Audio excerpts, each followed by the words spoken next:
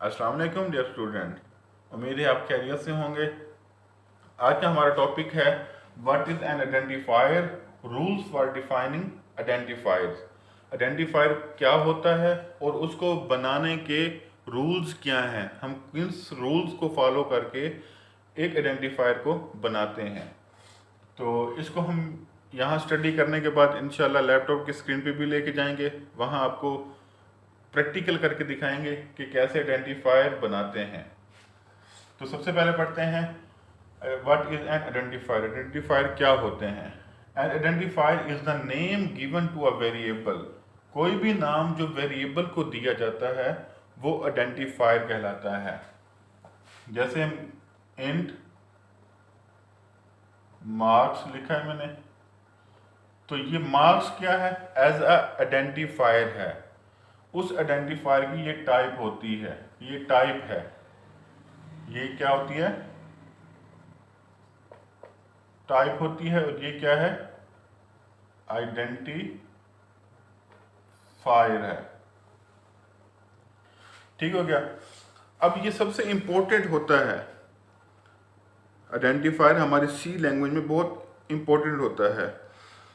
एक अच्छा identifier short होना चाहिए, उसका कोई मीनिंग होना चाहिए। ये नहीं कि हम ऐसे आइडेंटिफायर बना दें जिसका कोई मतलब ही ना हो। जैसे हमारे पास मार्क्स है, इसका मतलब है कि मार्क्स हमने इंटर करवाने हैं, तो हम ये बना सकते हैं। अब है रूल्स, उसको डिफाइन, उसको बनाने के रूल्स क्या हैं, आइडेंटिफायर को हम कैसे बना सकते हैं। तो फर्स्ट में है the first character must be an alphabet और अंडरस्कोर। जो पहला करेक्टर है वो अल्फाबेट हो या अंडरस्कोर हो। तो हम अगर बनाना चाहें इसको, तो मैं लिखता हूं यहां पे इंट, उसने कहा first character must be an alphabet, alphabet हो। ठीक हो गया, ये हमारा वैलिड है आइडेंटिफायर। इंट अंडरस्कोर बी, तो अंडरस्कोर भी आ गया, ये भी एक वैलिड आइडेंटिफायर है। या तो पहले अल्फाबेट हो या अंडरस्कोर हो, तो वो वैलिड आइडेंटिफायर होगा।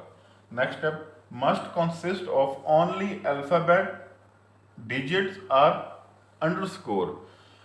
इस पूरे आइडेंटिफायर में तीन चीजें होनी चाहिए। अल्फाबेटिक जो A टू Z है, डिजिट्स 0 to 9 और एक अंडरस्कोर। इसके अलावा कोई और चीज ना हो, कोई और सिंबल्स ना हो। तो यहाँ पे ये एक वैलिड है, ये भी वैलिड है। अगर मैं लिखता हूं इंट 5b, तो क्या 5b एक वैलिड आइडेंटिफायर है? तो हमने पहले पढ़ चुके हैं कि जो पहला करेक्टर है वो क्या होना चाहिए? अल्फाबेटिक हो या अंडरस्कोर हो। तो यहाँ तो नंबर्स आ गए हैं, तो नंबर अलाउ नहीं है कोई फर्स्ट में आए। हाँ, ये हम कर सकते हैं कि इंट B5, ये एक वैलिड आइडेंटिफायर है। B5 एक वैलिड आइडेंटिफायर है कि उसमें अल्फाबेटिक्स आ गए हैं और डिजिट्स भी आ गए हैं, तो ये हम बना सकते हैं, ये इनवैलिड है। ठीक है, उसके बाद आगे देखते हैं, reserved words can not be used as identifier name. जो हमारे पास रिजर्व्ड वर्ड्स हैं, 31 कीवर्ड्स हैं जिनको हम as a identifier name use नहीं कर सकते। फॉर एग्जांपल गो टू है, एल्स है, ब्रेक है, काउंट है, उसके बाद आपका लॉन्ग है, इंट है, इफ, ये आप कौन से हैं? एक रिजर्व वर्ड्स हैं, उनको आप यूज नहीं कर सकते as a identifier name. Next step, it is case sensitive. ये केस सेंसिटिव है, मींस कि ये कैपिटल और स्मॉल को अलग अलग कंसीडर करता है। ये एक अलग आइडेंटिफायर कंसीडर करेगा, ये एक अलग आइडेंटिफायर कंसीडर करेगा। अगर आपने लिखा है मार्क्स, मैं लिखता हूं यहां पे इसकी जगह पे मार्क्स, MARKS, तो ये एक अलग आइडेंटिफायर है। अब मैं लिखता हूं कैपिटल एम से, तो ये एक अलग आइडेंटिफायर है। इसमें फर्क क्या है, ये स्मॉल से आया है, ये कैपिटल से आया है। तो कंपाइलर, सी कंपाइलर इसको अलग आइडेंटिफाई कंसीडर करेगा, इसको अलग आइडेंटिफाई कंसीडर करेगा। उसके बाद देखते हैं length of identifier is 31 character. जो हमारी लेंथ है ये वाली 1 2 3 4 5, ये हमारी लेंथ कहलाती है। ये कितने कैरेक्टर्स की होनी चाहिए, ये 31 कैरेक्टर की होनी चाहिए। उसमें क्या क्या चीज़ें आनी चाहिए, अल्फ़ाबेट आ जाएं, 0 to 9 आ जाएं, अंडरस्कोर आ जाए। ये सारे कंबाइन होने के बाद 31 कैरेक्टर्स तक बन जाएं। बट एक बात याद रखनी है कि कभी भी नंबर स्टार्ट में नहीं आ सकता। स्टार्ट में या तो अल्फ़ाबेट आ सकता है या अंडरस्कोर आ सकता है, उसके बाद आप डिजिट्स दे सकते हैं। तो हमारे पास 31 कैरेक्टर्स आते हैं। अब अगर 31 कैरेक्टर से हमारा जो आइडेंटिफायर है वो एक्सीड कर जाता है, तो कंपाइलर का रिस्पॉन्स क्या होगा। कंपाइलर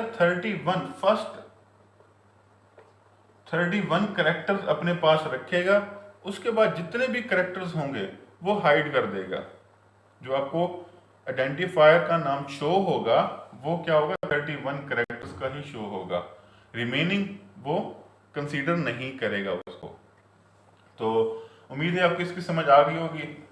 अब चलते हैं अपनी लैपटॉप की स्क्रीन पे और इसको देखते हैं कि ये आइडेंटिफायर हम कैसे बनाते हैं और वैलिड और इनवैलिड आइडेंटिफायर क्या होते हैं और उन पे कंपाइलर का कौन सा एरर आता है।